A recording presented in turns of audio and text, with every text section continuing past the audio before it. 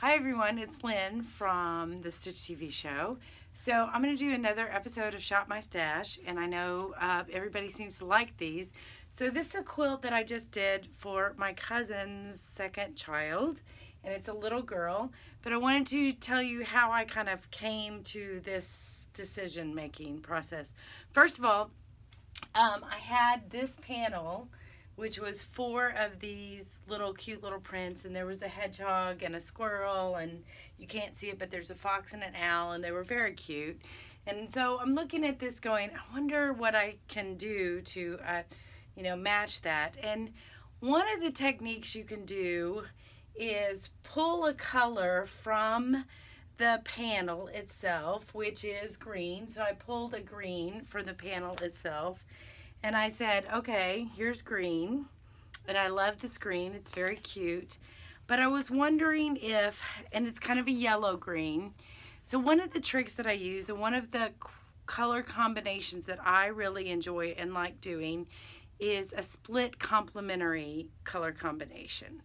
So a split complementary color combination, and this is just a little color stuff for you. So if you look at a color that is directly across from each other on the color wheel. So directly across violet is yellow. All right, so that's the complementary color, right? So, but a split complementary color says ignore what's directly across and use the 2 colors on either side of it. So violet, orange, which is really orange yellow, and a yellow green. Right? Those are the split complementary. And if you look, I decided I liked green and I like split complementary quilts because I think they're really interesting to look at. So I got the violet, and then I used this cute orange. Now, so that gave me, because I jumped off of this green that was in there, and remember, I'm not matchy-matchy, and I don't think you have to be. I said, this green is now this green, and look, there's threads all over it. Oops. So, but I use this green enough that you believe me that it looks good with this, right? And there was enough green in the little panel things that it picked up there.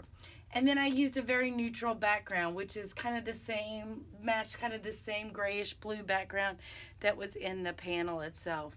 So another trick that you can use, and this is really quick, is just use a split complementary color palette.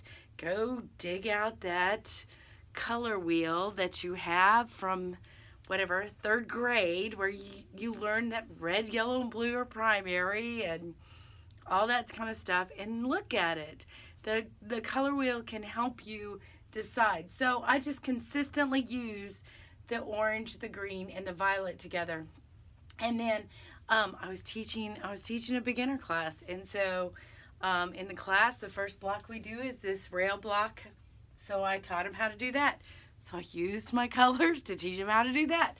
And then the second block that we did in the second week was half square triangle, so teaching people how to do half square triangles. I had my sample blocks. Well, then I had all this that I could put together really quick. So this is a super quick quilt. It's all based on 12.5-inch squares. The panel was a little bit smaller. I think they ended up being 11.5 by 10.5, so I had to actually piece some of the background next to them to make them 12.5. So I just made 4 of the churn dash blocks and 4 of the rail fence blocks and arranged them in this cute little quilt, and I'll put a picture of that up online, and bordered it with, and just repeated. I just keep repeating the same colors and the exact same fabrics. So I used the violet in every block. I used the orange in every block. I used the green in every block. And then I repeated that with the borders, and then I used the cute little green as my binding. So you can see, quick quilt, honest to God, I did this in a day, not including the quilting. I think I quilted the quilt because I was at the store teaching, so but I finished it, putting it together in a day. So it can be done really quickly. You don't have to do really intricate, 100-hour quilts. but very successful, really cute. It's going to a new cousin, so I put it in the mail today. Maybe by the time you see it, she'll already have it. So anyway, because I don't want to surprise it for them. Anyway, so be sure to subscribe, share, and like all our videos. And next time you get into a situation where you're like, I don't know where to go, dig out the color wheel. Dig out the color wheel and start playing with it. And remember, split complementary colors can be very vivid and very successful. And you can see how cute they can be.